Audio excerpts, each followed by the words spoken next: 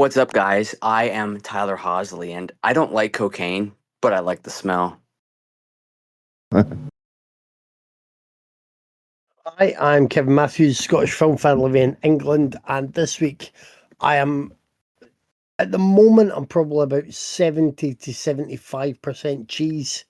That could increase by next week. So, just so you know, there's plenty of cheeses for us misses. You're always full of cheese, Kevin. This is no. Yeah. Well, yeah, No. but I am on about actual edible cheese on this occasion. Okay. I'm Dave Gray, and this week I learned there's not a single gamer in all of Warner Brothers. Like not one. Hi, I'm Craig. Film enjoy living in England, and I guess welcome to the least secretive Secret Santa there has ever been. There are no secrets here at all. And welcome to Raiders of the Podcast. Yay! Hey. That was very muted this week. Yeah, there's not much joy in Mudtown. It's been tiring. It's Christmas and pain. The 1-2 hit of Christmas and pain. I haven't watched much this week. I was going to make a really lame joke saying, "Oh, that Dan Trachtenberg has ruined this franchise with his woke bullshit," but that felt inappropriate. I watched the 2025 documentary Predators, which it deals with the TV show To Catch a Predator and its sadly enduring legacy.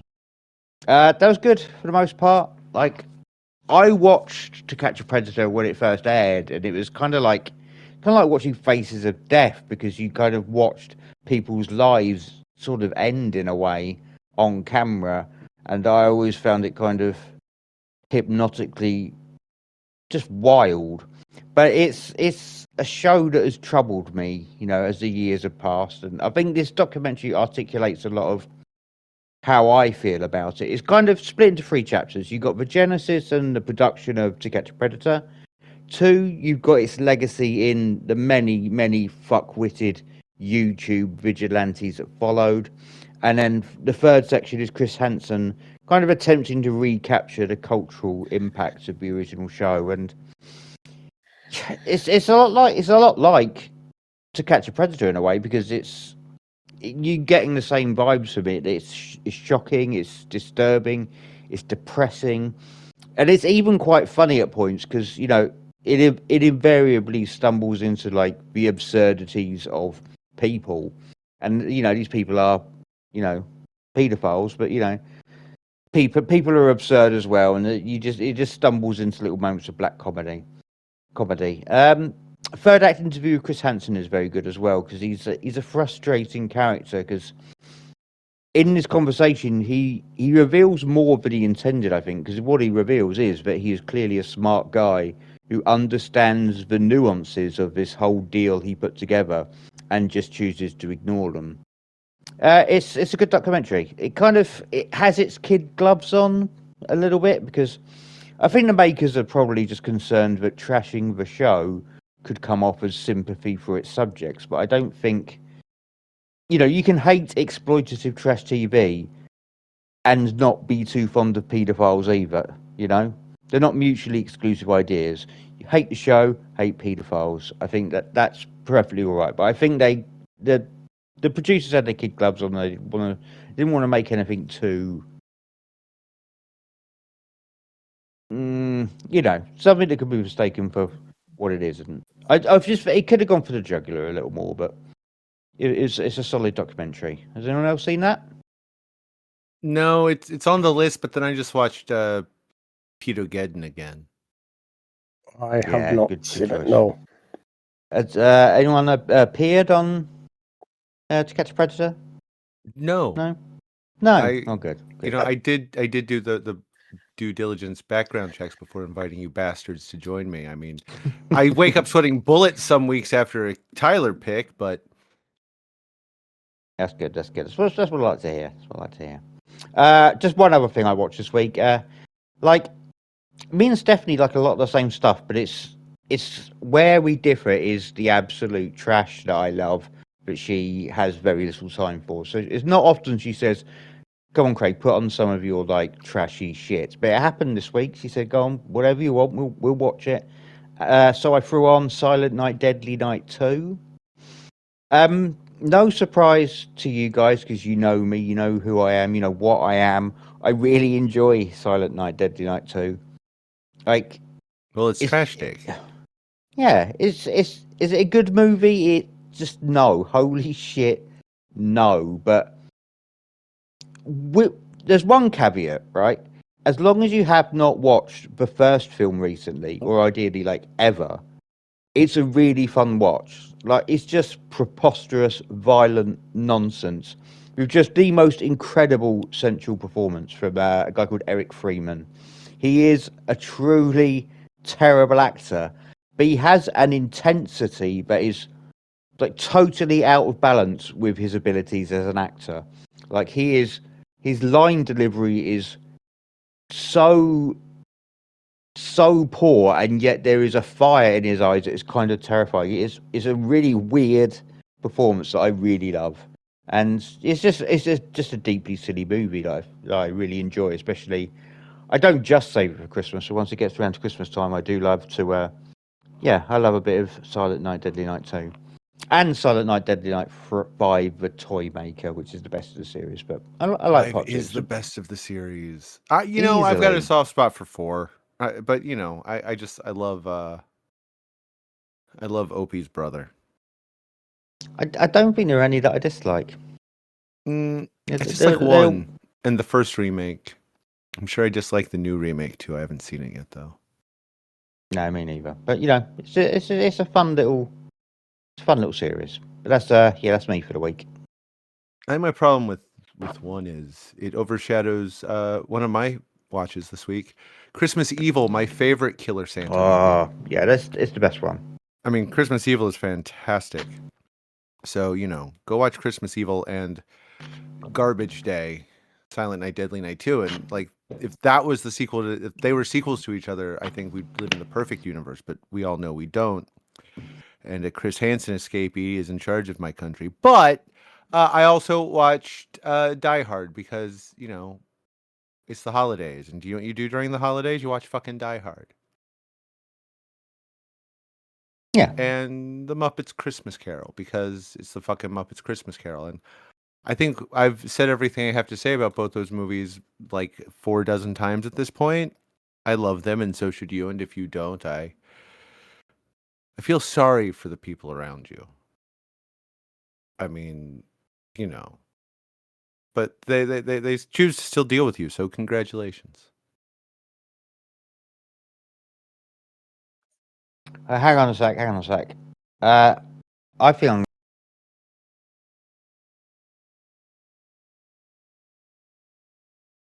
You there, Craig? Okay, we lost Craig, guys. So we'll see if he comes back, but we're gonna keep going, right?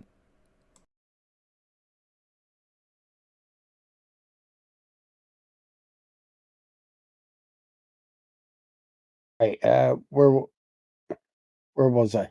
What's the chime?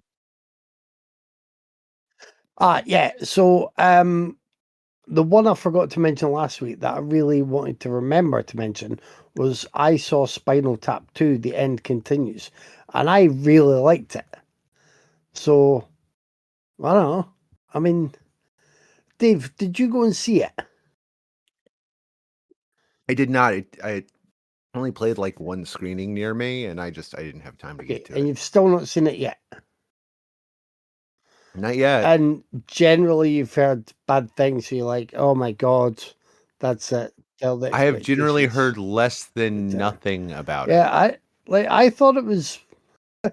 Honestly, I thought it was really good, and I think maybe obviously the biggest problem is it's in the shadow of Spinal Tap. That's it's always got to have a tough job following that classic. But I'd seen comments from people who said, it wasn't as funny. I think there are bits here that are really hilarious. I think I think some of their improv is really fun, so that wasn't a problem.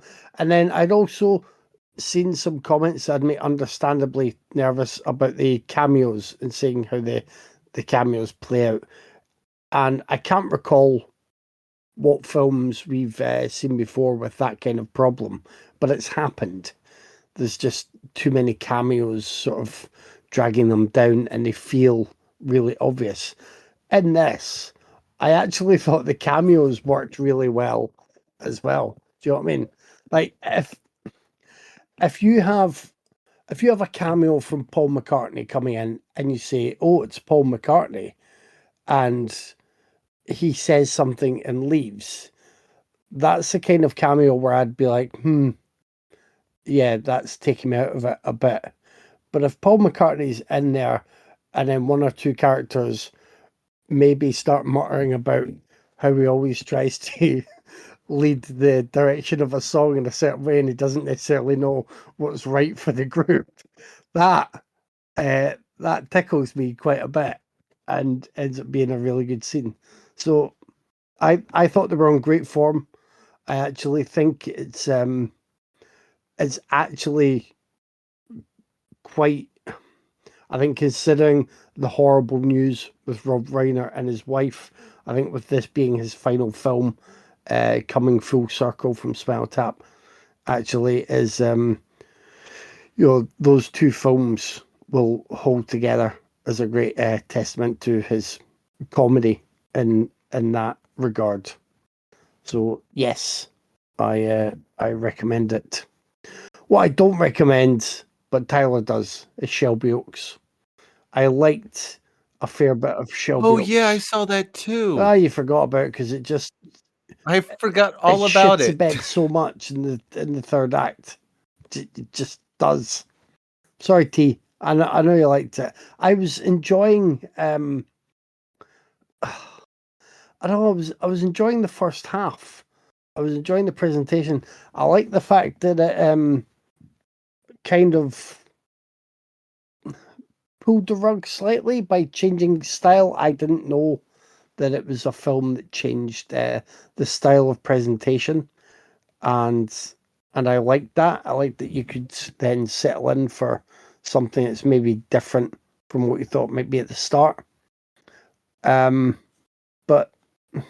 no, the finale didn't work. And then there's a problem specifically for me and maybe other horror video game fans, in that there's a section of the middle act that really feels like the first Resident Evil game, for quite a while. I mean, did you not watch that T and think about, was it Lisa? Yeah, I actually did think of Lisa when watching that. Actually, I thought I was the only one. No, I was That's exactly why T Lisa liked in her it. damn I mean, shack. that's Yeah, maybe. what sold. I mean, that's not a bad thing in and of itself, but because I was thinking of that and I was like, how long ago was the first Resident Evil now? And they're doing Lisa in this. Now I'm not going to mention too many hours because I get confused with what I've told you I watched last week when I was plunging ahead with all the Christmas fare. But I know Dave's a bit disappointed in me because I rated The Jester and The Jester 2 as both decidedly okay. They're just there. You didn't What is wrong with you? you didn't have to watch the first one to see the second one, but you know me, I knew it was coming on Shudder, and I thought I should check in. It's Well, the thing is, Shit. in the moments that it gets It's right, shit. it does. I think it does some stuff early on that is what I wanted to see more of in the Terrifier movies. But then, like the Terrifier movies, it just drops them. But unlike the Terrifier movies, it doesn't have the excess gore and the ridiculous kills to kind of distract you from anything else. So you're just stuck with something that doesn't feel well paced because it plods along. The villain wears a mask throughout, so you don't really see anything else there. But the mannerisms of the actor playing the villain is Michael Sheffield, I think. He was pretty good when he was given moments to sort of amp up the physicality and like play around with his potential victims. So I mean that's dropped on Shudder now. The second one, I don't know if they've got the first one tucked away on there already or not. Oh, they All do. right, I would have thought they did, but I didn't catch it on there initially. And other than our secret Satans, I think that is everything that I'm going to tell you about this week. Oh, I played a lot So in Danny PS5. Dyer wasn't I the played a lot in only. PS5, Dave. I'm very proud Thank of you, brother. So Danny Dyer wasn't the only person really fucking high this week. I was high on life. Also high on the just breaking up in the box and sniffing the I'm Lego just pieces of my Gizmo Lego. Yeah, Dave. I'm just really sad that the two of the most boring horror films I've ever seen were filmed in my hometown. Oh, were they? Was that those, or is that one and a different one? The Jester was the first one was, yeah. The second one was filmed in Missouri though, so I don't give a fuck about it. Only one for me this week. I watched Black Phone 2, which I was not a fan of. There is so many 8 millimeter dream sequences in this that I actually thought I was watching Sinister 3. But the thing is, though, in Sinister, that 8 millimeter footage in the film is because Ethan Hawke and oh my god, he just passed away. James Ransone were watching 8 millimeter snuff films, and that was a part of the story. Why the fuck is every single dream sequence shot in the 8 millimeter style when it has nothing to do with snuff films? It's a weird stylistic choice that makes no sense within this movie at all. It does when you realize Scott Derrickson dreams in 8 It's millimeter. just it's so weird. It does not work in the tone of this movie. I don't know why it was added, but yeah, I mean, maybe Scott Derrickson just really wanted to make Sinister 3 and he couldn't. So he made Black Phone 2 and made it just part of Sinister, which like I love the Sinister movies. And I like the first Black Phone, but Ethan Hawke is barely in this, and when he was, he's just knockoff Freddy Krueger. It just wants to be Nightmare on Elm Street so bad. It's actually kind of sad. But yeah, like I said, I like the first one a lot. I really like the first Black Phone. I just was not feeling this one. It's boring. It's really slow, and it's just yeah, not for me. Like, and I really was excited to watch this because, like I said, I really like Black Phone, and I usually like Scott Derrickson. Like I think, like I said, I love the fucking Sinister movies. I'm one of the very few people that liked Deliver Us from Evil. I really like that one too. But yeah, Black Phone 2 kind of sucked, and that's me. Since this week we did our yearly Secret Satan, where we each lovingly picked a film to harm each other with. Uh, this year we watched the 2025 British comedy drama Marching Powder, the 2018 American science fiction film Ready Player One, the 2000 Canadian independent experimental horror anthology Subconscious Cruelty, and the 1965, I have no idea how to fucking what to say this, fantasy, I guess, Fantasy, yeah. film, Commercial. Fun in Balloon Land. Yeah. Home Since Craig home isn't with movie. us, I am Home going movie. to that works. Since Craig isn't with us, I'm going to fall on the sword, and I'm going to start by talking about his gift, which was Marching Powder, 2025 British comedy drama written and directed by Nick Love. Nick Love, you may know, also directed The Football Factory, The Business, Goodbye Charlie Bright, and The Sweeney. It stars British. God, I don't want to call him living legend, but he is kind of is Danny Dyer, and it's about a aging football hooligan who is arrested for cocaine possession and forced to go to couples therapy for 6 weeks. Unable to keep a job, he accepts a sort of gig from his father-in-law, keeping an eye on his schizophrenic brother-in-law, Kenny Boy. And that's what it's about. It stars Danny Dyer, Stephanie Leonidas, sorry, as his wife, and Caleb McNabb as his brother-in-law, Kenny Boy.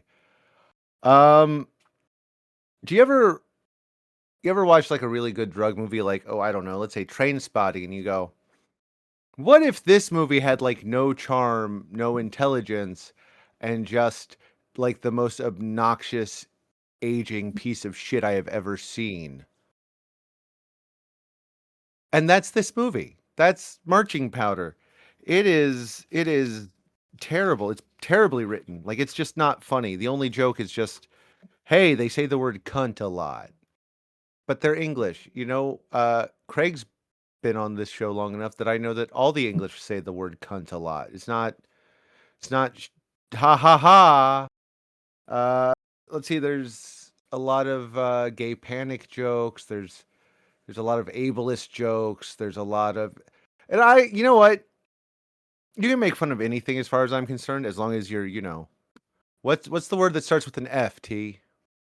That jokes are supposed to be? Funny? Yes. And none of these are. Instead, these are just lazy, flat, tedious shit. And to make it all worse is it does lean into the whole the Train Spotting vibe. So like his whole choose life bullshit at the end is flat as fuck. This man's wife should leave him. I've never seen a movie where there was a more clear case of emotional abuse and neglect. And it's like, oh, I love you because you're my man. Fuck you. Fuck you. Just like stop treating me like I'm fucking brain dead. I think Danny Dyer can be a decent performer given the right role. This is not the right role. This is an atrocious film with a terrible lead performance from Dyer. The man has some charisma, but none of it's on display here. This is just absolute shit. And it's the kind of shit that is smugly shit. I will give Stephanie Leonidas a lot of credit. She does a lot of heavy lifting in her scenes, and tragically, because they can't, let her character be a human being or really evolve past the bloke football hooligan wife. She gets handicapped at every turn. There's a fucking Gary Glitter joke in this. Like it feels like a movie that was written 20 years ago but was shelved because it wasn't funny. That like whoever wrote it was like, God, this is like the worst thing I've ever fucking written. What the fuck was wrong with me? And then they were like, hey, we got some money. Let's dust this off and just film it without changing any of it. It's trash. It's not well made. It's not well acted. And I kind of feel bad for the cast because again, I've seen most of them do better in other things, but it's not well directed. It's not well written. It's not well edited. This is just runny shit. This was the most pain I had all week. And this is a week where we tried to hurt each other. The other movie should have hurt more than this. This is the second most professional, highest budget film we watched this week. And it was the worst by fucking far. This was produced by Rockstar Games, the folks that make Grand Theft Auto, and I kind of hope their fucking offices burn down and it destroys everything they've done on Rockstar's on Grand Theft 6.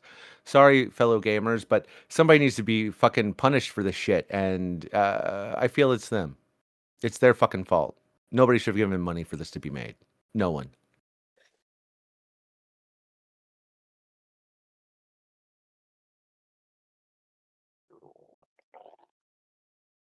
That you? Yeah, that's obviously me. I thought that was a pretty definitive final ending right there. Yeah, but I also thought you could find another level, Dave.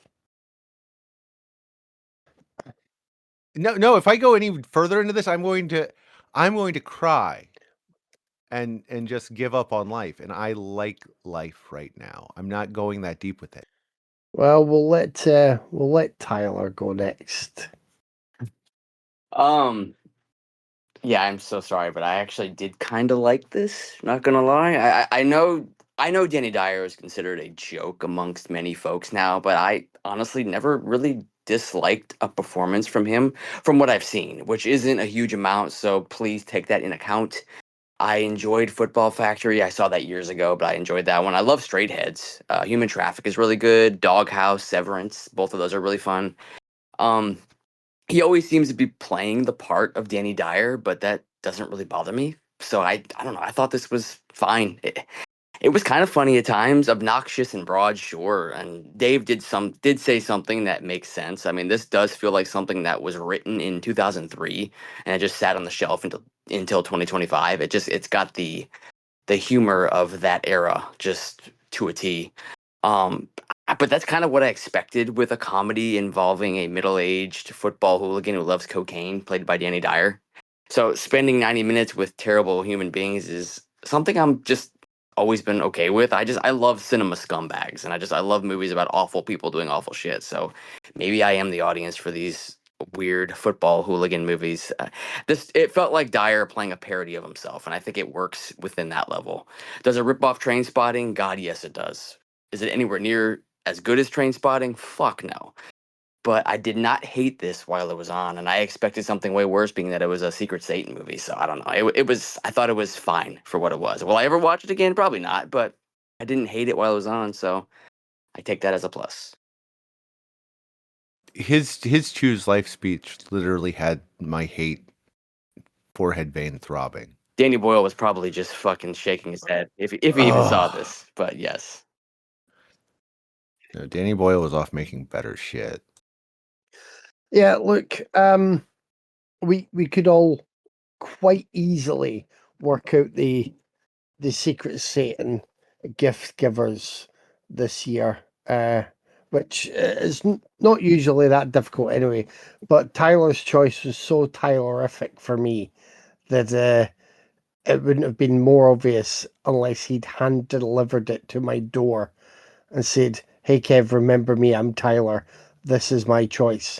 So then I knew my pick. So I figured out who gave Dave his pick. And then Dave went just mega weird. So it's my fault that you'll watch Danny Dyer this week anyway. It's me. I couldn't think of, like, Craig just has that weird, varied taste that it's hard to think of what will really hurt him. And I know he even quite enjoys Danny Dyer and some stuff, but I just thought this has got to be bad. The the plot didn't sound good. Danny Dyer, when he's in stinkers, they are truly stinky. Like, you should kind of count your lucky stars, guys, because I almost made you watch Run for Your Wife. And the only reason I didn't is I've already seen that. And I believe it's one of the few films I've given 1 out of 10. It might have scraped a 2. Let me just see if I can find that on my listing. But Marching Powder seemed bad, but also seemed like it, if done right, I was like, oh, will this be mildly enjoyable? The plot description kind of says, or it hints that he's got to really try and change his life around, Danny Dyer's character, for the sake of his wife and his family, because he's been into the coke, he's been into the booze, he's into the football violence.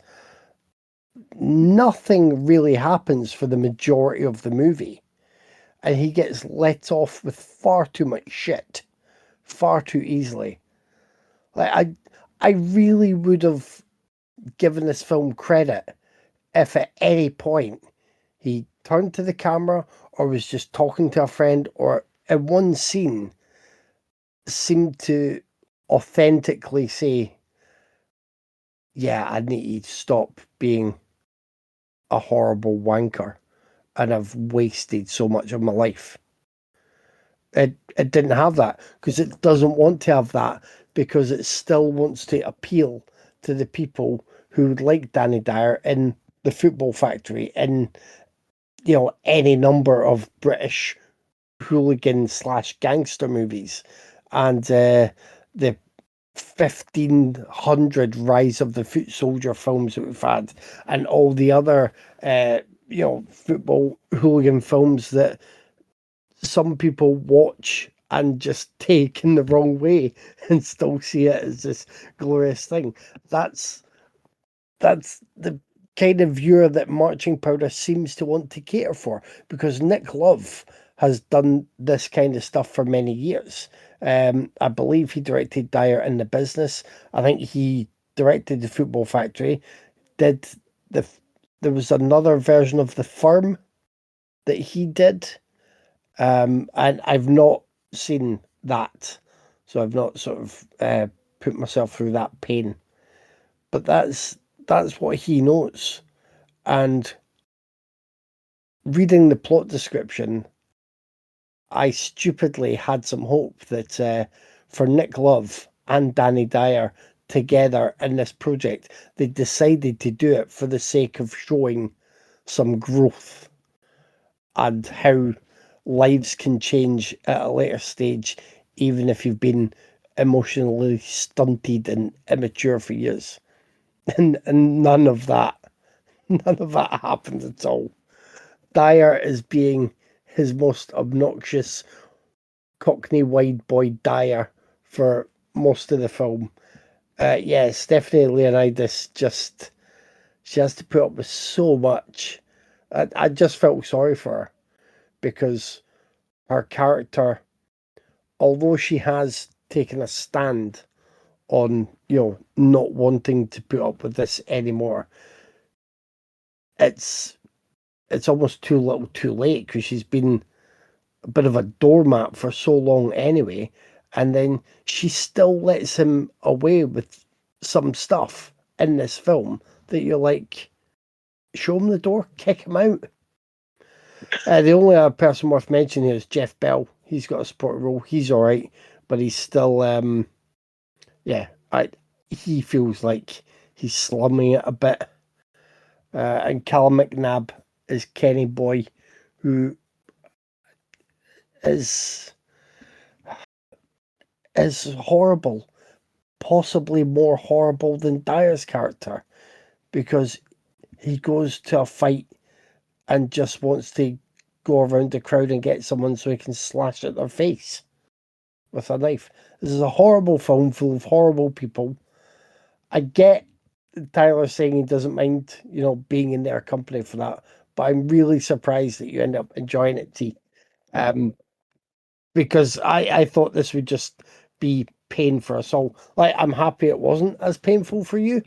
I think maybe there's the added novelty of it, like being this very like British or English culture under the microscope for this. But it does nothing right. And I agree with Dave, like that end speech is yeah, it's very bad. Very bad. Although there was a little punchline to it that I did enjoy about starting Monday. But it's you don't even feel like that's right. So the whole film's kind of just treading water.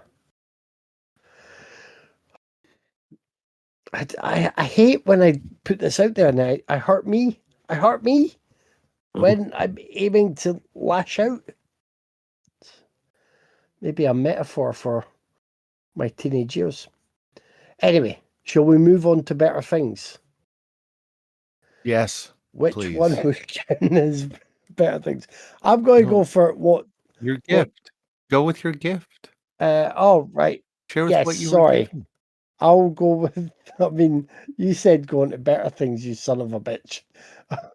Well, we'd actually planned this out. Like it's like the only week in 7 years where we sat down and said, Yeah. "This is how we're gonna do it," and you immediately go Tyler against it. sent Jesus, me man. Subconscious Cruelty. Oh, sorry. Some mystery Santa sent me Subconscious Cruelty. Written and directed by Karim Hussein. It's an anthology. There are, I think there's 4 tales. Well, I'm using the word tales loosely. They're really sort of set pieces, and there's no clear kind of cut off point. exactly as you're watching a film, from what I can remember. What you should know about subconscious cruelty is I was out for a walk today with Vicky. We were getting some fresh air, we were having a lovely time. And I said to her, remember, we're recording the podcast tonight. She said, oh yeah, what films did you watch? So I then had to belatedly describe the whole secret Satan process to her. And I described this film.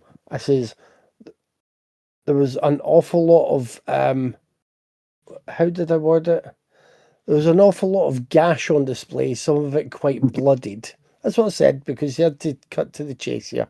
I said there was also, the occasional erect penis. Sometimes it was expelling blood or black fluid. And Vicky turned to me and went, "Oh, that's Tyler's choice then." Like, yeah, like your legend is preceding you so far around the world already. I, I mean, I didn't like this tea, but that's the point. But I did find the first couple of sections quite like weird and interesting. There's all that stuff with kind of exploring a woman's body and digging in there, and the guy wanting to commit the cruelest act. That's it was like, it was holding my attention, and it was odd in the right way. I think it may seem strange to say this, but it felt more grounded than the second half of the film. I think things get wilder and weirder as the film plays out. But I liked that. It kind of felt more enjoyably grungy and nasty because of it feeling a bit more grounded. Um, so yeah, it the rest didn't work for me though, and I was in a bit of pain. But when you weigh it up compared to other Tyler choices, I'm like, could have been a lot worse. I mean, how do you find these things? I I saw that. I saw that one years ago. Like that DVD is like super expensive now, but I bought that many years ago, and I decided, yeah, you'll hear my thoughts soon. But yeah. I was in love the first time I saw that movie. So God, Yeah, it had a moment. I was in love the first time I saw the movie. I did. I was like, yes, this movie is just so Tyler flavored. It's wonderful. Wow. Yeah, that's me. So I have seen Subconscious Cruelty before, and the thing you need to remember about Subconscious Cruelty is it is the debut of Kareem Hussein, who is now a cinematographer. He's filmed. He shot. Let's see. Richard Stanley stuff. I think he's done all of Brandon Cronenberg's films. He shot Hobo with a Shotgun. Uh, he shot Rapture for crap. Who was in that? Naomi Rapace. Like he's a thing now. I think he did the Firestarter remake. Also, like I think he's done the last Orphan movie. I think he's doing the third one. Like the dude has a career now. He's a fantastic cinematographer, and he started working on this. He began filming it when he was 19, but he started writing it when he was 15. And that's the thing you got to remember, because this film is obviously made by a fucking teenager. It is one of the most wanky, bullshit, childish things you will ever see. But as a technical exercise, as a piece they made in order to get work, it's pretty decent. It has some really evocative shots. It's decently filmed. It shows off Hussein as a director, but also as a cinematographer and an editor and a director of photography and a lighting designer. So, like, on a technical level, I think it's an interesting piece of work. The problem is everything else that's in it, because it is very, very childish 90s baby nihilism, where it doesn't really say anything or understand its concepts. It's just a lot of try hard. Aren't I dark? Ooh, I'm evil. I'm doing something. Ooh, and it's like, okay, fine. Uh, once you've seen one guy masturbate with barbed wire, you've seen them all, and this wasn't the first or the last time I've seen it. So, I kind of wish, that the director was a little older when he made it, maybe actually have something to say about what he's doing instead of just shock for shock. But I mean, ultimately, that's what it is. It's an okay art film made by a pretentious teenager, and I have nothing but respect for them getting it done. Is it good? Not really. Is it an interesting little bit of curious media? Yeah, and that's all it should be. I think that's all it's trying to be. So, it's more successful than Marching Powder. So, Subconscious Cruelty is a weird art movie with like tons of jizz, overly pretentious metaphorical dialogue, knife blowjobs, dicks, a dude masturbating to double penetration porn, menstrual blood, Jesus getting pissed on by a woman with a hairy bush. If you didn't know I picked this, then I don't really know what to say. Because yes, this was definitely my pick. Um, I, to be honest though, I would have given this to anybody for Secret Satan because I just wanted to pick something that I liked, just in case mine was too painful this week. Kind of was. But back in the early 2010s, when I was part of that extreme horror community on YouTube, this was always name dropped as one of the very best. But for me, though, I always thought this was so much more than a lot of those films that community loves. I mean, as Dave just said, Kareem Hussein is a fucking talent, and he's a wonderful cinematographer till this day. He, like Dave said, he shot all the Brandon Cronenberg stuff. He also shot Hyena Road, which looks great. The dude has a great visual eye, and he should have had a much bigger career as a director as well as a cinematographer. But I love the dialogue in this. I know it's pretentious. I know it sounds like it was written by a fucking edgy teenager, but for me, it totally puts it in a different league than most of the extreme films that came out in that era. It looks fantastic visually, like a bizarre sexual fever dream nightmare of nihilism and blasphemy. It's subversive, surreal. It's got that style over substance student film vibe that I fucking love, which is exactly what this movie is, a student film.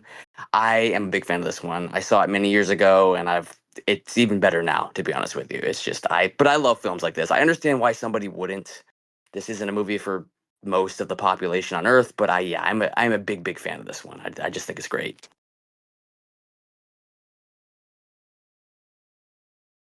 So I was gifted Ready Player One, and was that gifted by you, Dave?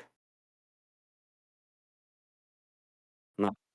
It was. I was like, hey, what movie does Tyler absolutely hate after he revealed Subconscious Cruelty? Oh, I I know. thought Oh so. wait, that was gifted to you. I got so confused. So Yeah. Craig was the Balloon Land bastard.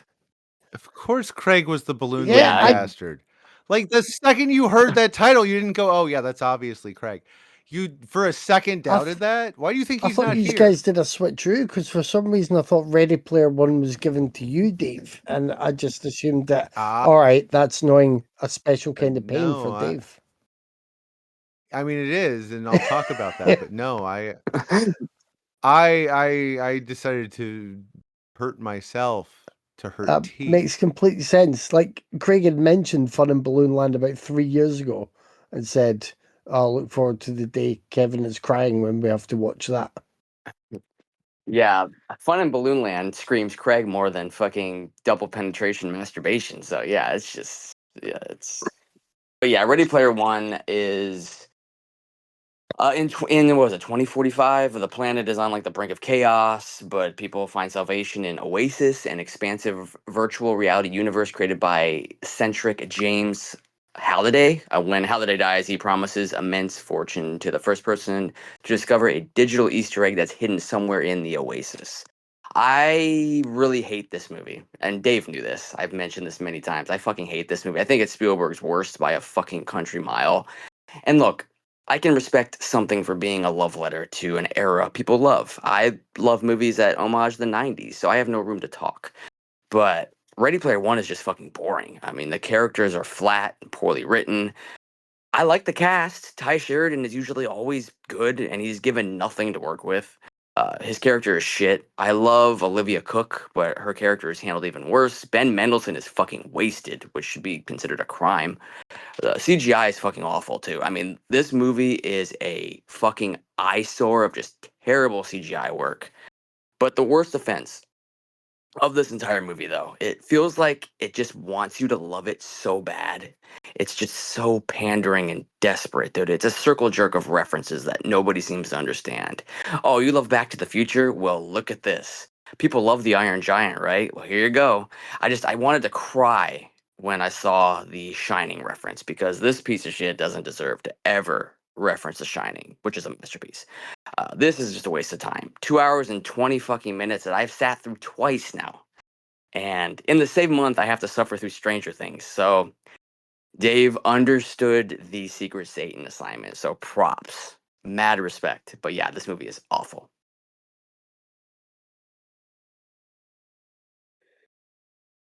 I mean, I don't mind it.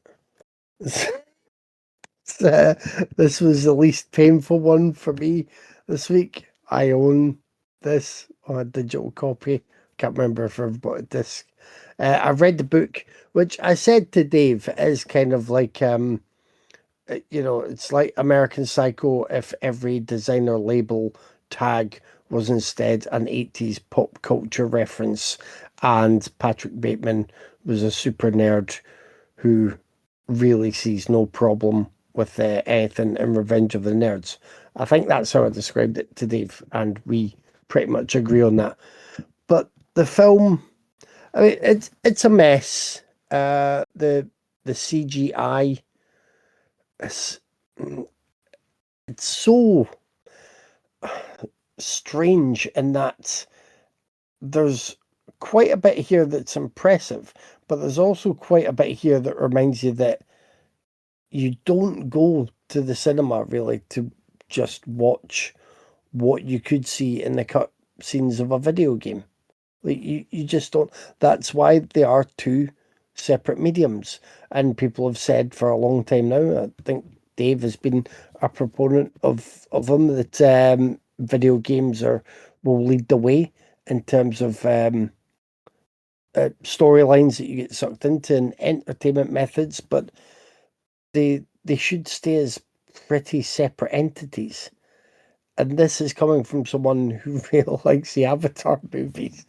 So I know that might make me seem hypocritical, but this this to me feels more like a video game than other blockbusters that folk dismiss as video games. And I know it's because it's based on that as well. Like they're in the video game, the plot is about the quest in the game.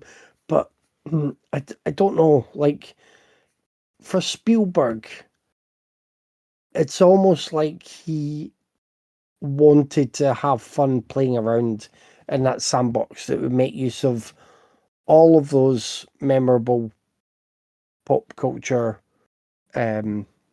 icons, and he could use some of his own stuff, and there were no limits.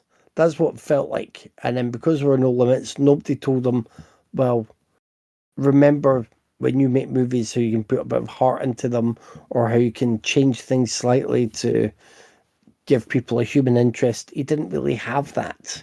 Didn't have that at all. Now I like the Shining bit in this. I think it's pretty well done. It's yeah, it's pretty cool. It's pretty well done. It's better than the way things are done in the book. I like seeing some of the stuff pop up. Like it is fun to see them all blended together. Although obviously they are still under a certain brand. But yeah, it's it's a misfire. And on paper, it probably seemed like a dream pairing of the source material and Spielberg. Sheridan, I think he's okay, but he started off so strong with great films that I don't know if his career's stalled a bit after this or if he's just being a bit more picky. I'm not saying there's something for a little while, but he's he's a bit of a non-entity here. Not helped by the fact that you're watching his character as an avatar for a lot of it. So there's that. Ben Mendelsohn, I agree. He's quite wasted, and that is a shame. Although I prefer him in that role in comparison to other options we might have had. Mark Rylance and Simon Pegg are there. They also feel a bit wasted. And then you've got Olivia Cooke. So she's seen in her avatar, and then when you see her in the real world, she's supposed to be worrying about her appearance and hiding away. And look, if people have any skin or facial issues or whatever blemishes that they carry about and are anxious about, I get it. I get that on a personal level. But when you're watching a film and a guy meets Olivia Cooke and she hides away because she has some discolored skin around one of her eyes, you're just like, right, that's nothing, and it doesn't impact the plot. It won't detract from someone being interested in Olivia Cooke. I said this to you guys before. It's like when Gerard Butler played the Phantom and his face had a couple of small burn scars on it. Like, oh, the horror of Gerard Butler with a mask and who could whisk away that woman. I know when Vicky watched Phantom of the Butler, she was just running around opera houses trying to find a slightly disfigured Gerard Butler, and then she would have kicked me into the cold. That's it. But here we have Olivia Cooke. Anyway,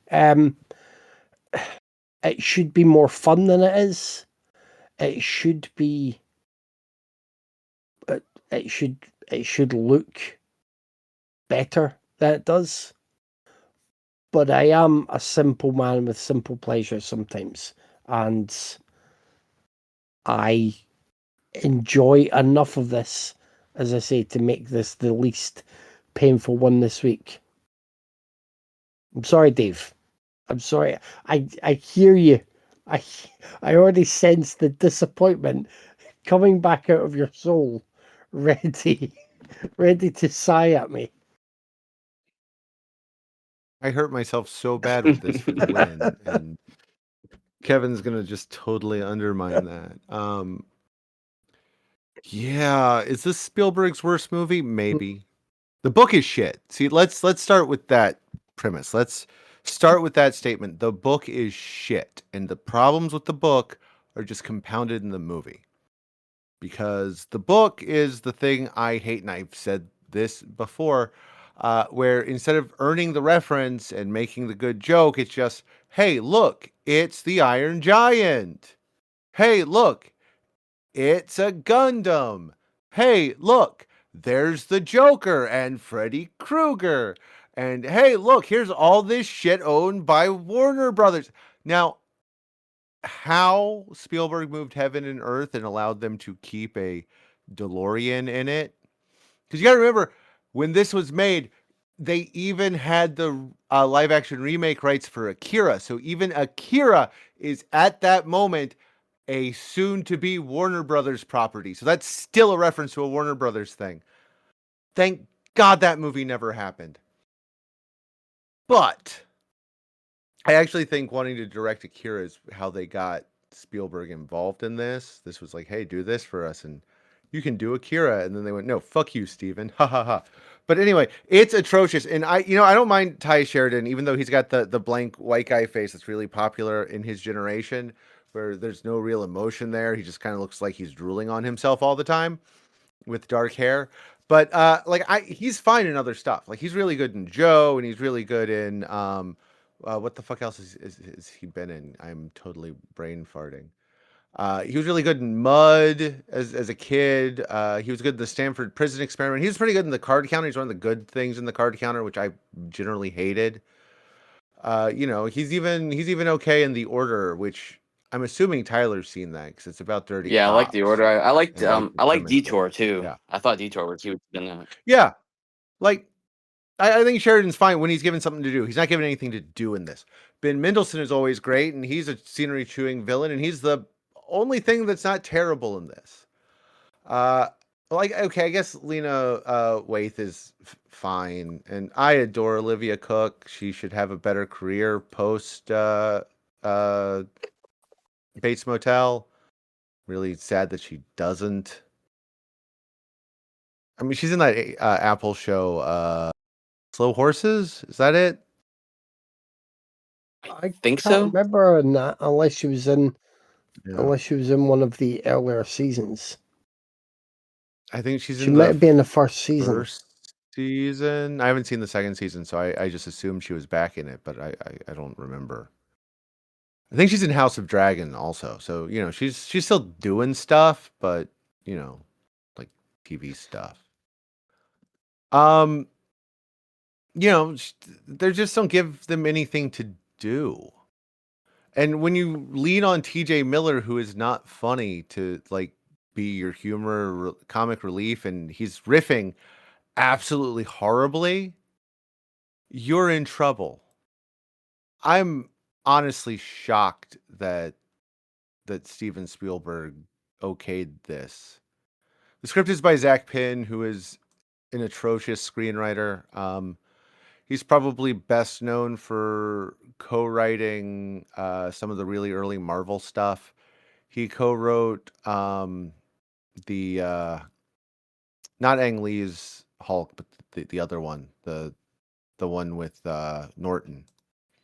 He co-wrote X2 and Last Stand, and I think he wrote a draft of Avengers that wasn't used. I think he co-wrote Last Action Hero. That might be like the best thing he's been involved in. But then, Shane Black came in and rewrote the whole. He wrote fucking Inspector thing. Gadget too, the Matthew Broderick one. And that is enough to never ever talk to him again. He directed a documentary called Atari Game Over, and that documentary fucking sucks. But it does have writer of Ready Player One, Ernest Cline, in it. Anyway, it's not a good movie. It's just not a good movie, and it's not a fun movie, and that's the problem. This should be a fun movie. It should be this should be like the mukbang of nerdery, where it's just tasty, yummy references and jokes throughout, but it's not. This is written by somebody that hates geeks, and they hate nerds, and they have much like Ernest Cline, where they found a way where they thought they could make money off it, but it's just fucking embarrassing. You know what? If there's a bajillion dollars on the line, it's not going to take gamers 5 years to go backwards at a race. That's going to happen on day one. It's not going to take them 5 years to think, hours to remember that there's an Easter egg in Adventure, which is not the first fucking Easter egg, although they spend 10 minutes telling you that. But I'm not going to go on I wrote down a rant about the first video game Easter egg, which, just so you know, that was actually in 1973 in a game called Moonlander, where you just, it was made on this college computer, and you were supposed to land on the moon, right? But instead of going up, if you went to the side, you went to McDonald's. And if you landed on McDonald's, your little guy would get out of his ship and get a Big Mac. That was the first video game one. And there was one before that in 1967 on the PDP-6. The PDP-6 was it stands for Program Data Processor Model 6. It was the sixth computer developed by Digital Equipment Corporation, DEC, in like 1964. Like they were bleeding edge in the 50s and 60s. They went defunct in 90, 98, 99. Like basically all computers come from their work. And they made the first software Easter egg, which was in the command prompt. If you typed in make love, the program would ask not war before launching the program called Love. And that's it. But instead, this movie spends 10 minutes telling us it's adventure, which is a lie. Anyway, I kind of hate it. It doesn't land. It's not fun. It's just, hey, here's a reference. I do think there's some nice moments. I think the attack on the stacks is a nice looking sequence, and that's it's weird that the real world shit I think is better than the virtual shit, because they had all the money on earth to make this film, and they wildly misused it or used it poorly. But that brings us to the last film, which was The Gift for Me from Craig, Fun in Balloon Land, 1965. This was it's like half of it is a little family made, let's go put on a show advertisement for a balloon company called they made Giant Balloon Parades Incorporated, which used to make balloon parades, which were a thing up until like the mid 80s. I mean, there still is one. The Macy's Day Parade is probably the biggest balloon parade still going, to the point that Macy's is actually the second largest consumer of helium on Earth. The first largest is the American military.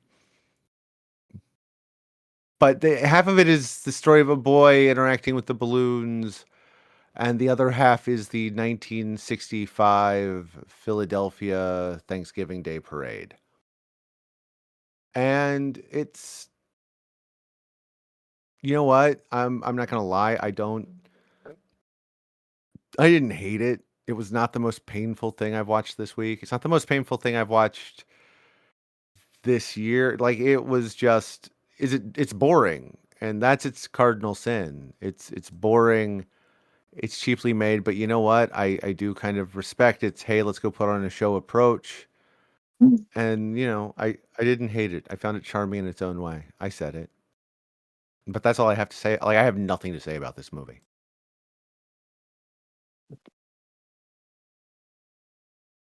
I mean, I also have nothing to say about this. Apart from, it is a reminder of the time when everyone started to think of recording stuff on videotape and what they could do with that. They could make their little movies. They could also have a kind of tourist ad involved, if that's what you could call part of this. They could just get together. And I knew you wouldn't completely hate this, because there is part of it is still just people putting an amateur production together. But it's not good enough by any stretch of the imagination to be considered a film.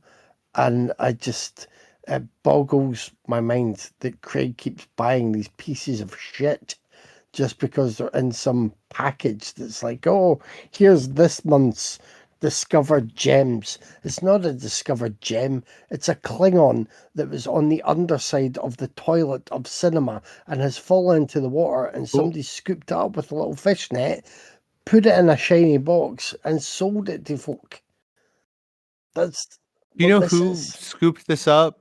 It was Riff Tracks, Kevin. Nobody ever took this as a serious gem. This was something that comes out so you can mock it with your friends. Oh, was it a riff track? I thought it was another Vinegar Syndrome thing he'd have bought.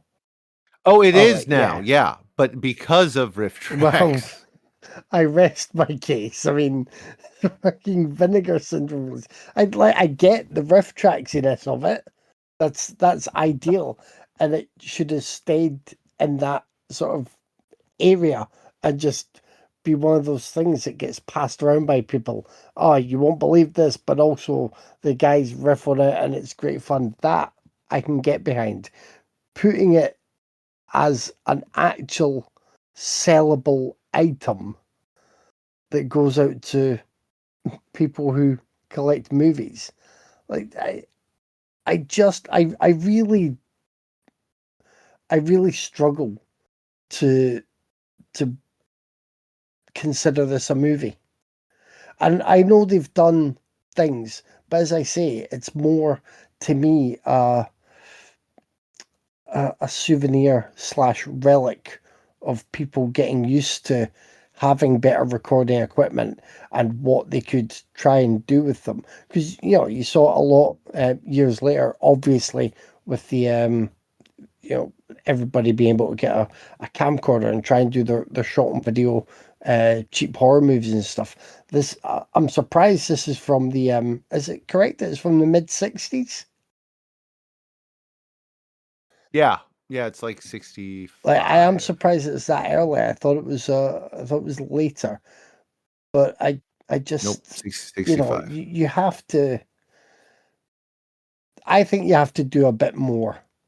You have to have some kind of better intention to be considered like a movie. I don't think the people that made this would even, have done anything about getting it released nowadays or discovered by others. I'm pretty sure they would have just let it rot away or maybe have it play on a loop somewhere that's this little tourist treasure trove in that area that has old shows and stuff that they would do. I mean, nobody would be just campaigning to get this the attention it deserves because it doesn't deserve anything else. And now Craig the bastard has made us all watch it and has ducked out from his own pain. Bastard!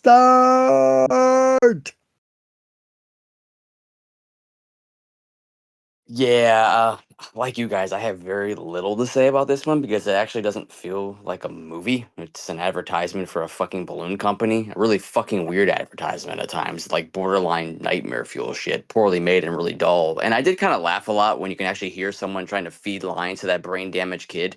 But I mean, that was kind of funny. But the balloon land shit is only on screen for 15 minutes, maybe, and that's like stretching it. The rest, though, my God, I mean, there's just so much actual parade footage. It was never fucking ending. I don't even want to go to a fucking parade in real life, let alone having to watch one on YouTube from 1965. So this was actual pain. Uh, the Balloon Land shit plot was a little amusing, but that parade was garbage. Like, if I was a kid, I'd be pissed at my parents for dragging me to that shit. Like, I don't know why anybody would want this on Blu-ray or why anybody would actually put this on fucking Blu-ray, but it's only 53 minutes. I guess you can do a lot worse. I hated it, but like I said, it's not a movie. It's an advertisement, and like Kevin kind of nailed it. I don't even think the people that made this would want this released on high definition. So yeah, it's just it exists.